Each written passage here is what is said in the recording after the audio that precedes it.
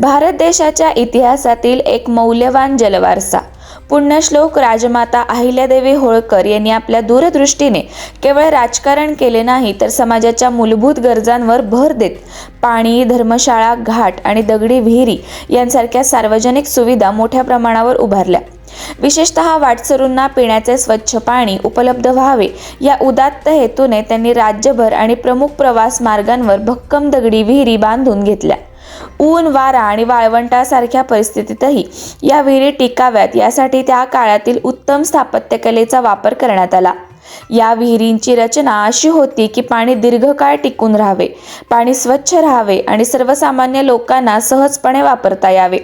विहिरींच्या भोवती दगडी पायऱ्या, विश्रांतीसाठी कट्टे आणि सावलीसाठी वृक्षारोपण करण्यात आले होते। इतिहास तज्ञांच्या मते अहिल्यादेवींनी उभारलेली ही जलव्यवस्था तत्कालीन काळातील सर्वोत्तम सामाजिक नियोजनाचे उदाहरण होती। या विहिरींमुळे हजारो प्रवासी, व्यापारी, संत आणि यात्रेकरूंचा प्रवास अधिक सुरक्षित आणि सुखकर झाला। आज अनेक ठिकाणी या विहिरी अस्तित्वात असल्या तरी देखभाल अभावी त्या दुर्लक्षित झाल्या आहेत।